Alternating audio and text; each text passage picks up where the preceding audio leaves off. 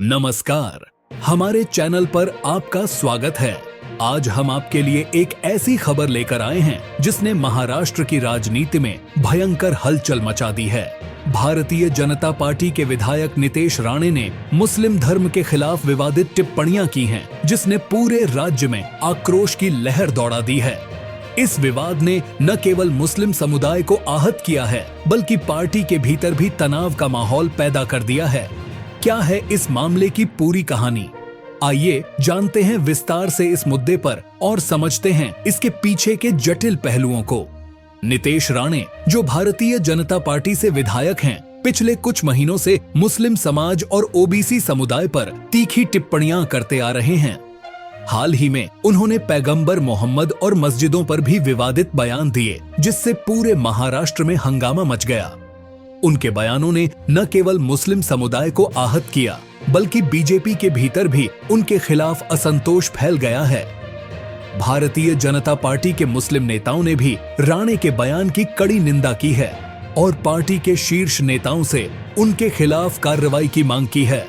इस विवाद ने राजनीति के अलावा समाज के विभिन्न वर्गों को भी प्रभावित किया है। राणे के विवादित बयान के बाद मुस्लिम समुदाय के विभिन्न गुटों ने उनके खिलाफ मोर्चा खोल दिया है। उनके बयानों के खिलाफ सोशल मीडिया पर तीखी प्रतिक्रियाएं आई हैं। कई मुस्लिम संगठनों ने सार्वजनिक बैनर लगाए हैं, जिनमें नितेश राणे के खिलाफ आक्रोश व्यक्त किया गया है। इन बैनरों में न केवल उनके बयानों की निंदा की गई है, बल्कि उनकी पार्टी और उसके नेताओं पर भी सवाल उठाए गए हैं।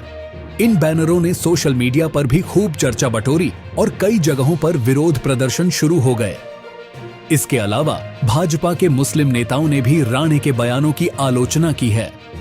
भारतीय जनता पार्टी के नेता और पूर्व अल्पसंख्यक आयोग के अध्यक्ष हाजी अराफात शेख ने राणे के खिलाफ सार्वजनिक रूप से अपना विरोध प्रकट किया है। उन्होंने पार्टी के वरिष्ठ नेताओं से कार्रवाई की मांग की है और कहा है कि इस विवाद को सुलझाने के लिए ठोस कदम उठाए जाएं। राणे के बयान ने महाराष्ट्र पुलिस और प्रशासन को भी चुनौती दी है। पुलिस ने स्थिति को काबू में करने के लिए बल प्रयोग किया, जिसमें लाठियों का इस्तेमाल, आंसू गैस के गोले और पानी की बौछारें शामिल थीं। हालांकि पुलिस के ये प्रयास प्रदर्शनकारियों के गुस्से को कम करने के बजाय और भड़काने का काम कर रहे हैं। प्रदर्शनकारी खुले तौर पर मांग कर रहे हैं कि पुलिस कमिश्नर विनीत गोयल इस्तीफा दें और इस मामले में निष्पक्ष जांच की जाए। पुलिस प्रशासन ने इस विवाद के खिलाफ अपनी कार्रवाई को उचित ठहराने की कोशिश की है, लेकिन जनता और प्रदर्शनकारियों का कहना है कि पुलिस ने मामले की गंभीरता को समझने में चूक की है। कई जगहों पर स्थानीय लोग भी पुलिस के खिलाफ विरोध प्रदर्शन में शामिल हो गए हैं और उनकी निष्क्रियता की निंदा कर रहे हैं। बीजेपी के भीतर भी इस मामले को लेकर असंतोष का माहौल बन गया है। पार्टी के कुछ नेताओं ने नितेश राणे के बयानों की कड़ी निंदा की है और पार्टी के शीर्ष नेताओं से उनके खिलाफ कार्रवाई की मांग की है। पार्टी के भीतर के नेताओं ने भी सार्वजनिक रूप से अपने विचार व्यक्त किए हैं और राणे की टिप्पणी को पार्टी की छवि के खिलाफ बताया है।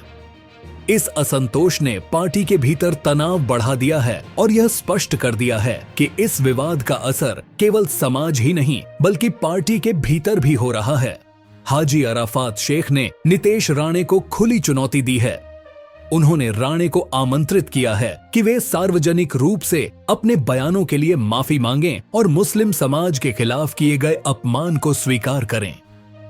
शेख ने कहा कि राणे को अपनी टिप्पणी के लिए जवाबदेह ठहराया जाना चाहिए और अगर वह ऐसा नहीं करते हैं तो मुस्लिम समुदाय अपने अधिकारों की रक्षा के लिए खड़ा रहेगा।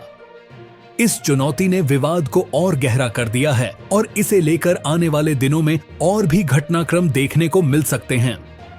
अगर आपको भी इस विवाद पर अपनी राय व्यक्त करनी है और न्याय की मांग में शामिल होना है, तो कृपया इस वीडियो को लाइक करें, हमारे चैनल को सब्सक्राइब करें और कमेंट्स में अपने विचार साझा करें। क्या आपको लगता है कि नितेश राणे के खिलाफ कड़ी कार्रवाई होनी चाहिए?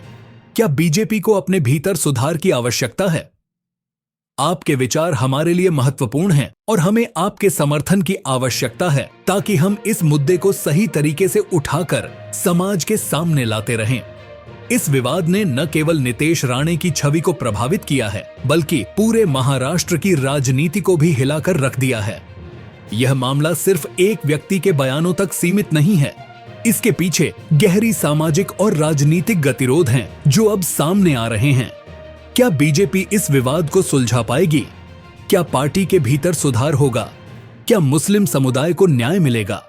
आने वाले समय में हम इस मामले पर और भी अपडेट्स लाएंगे। तब तक न्याय और पारदर्शिता की उम्मीद कायम रहती है। आपकी राय और समर्थन हमारे लिए महत्वपूर्ण है। धन्यवाद।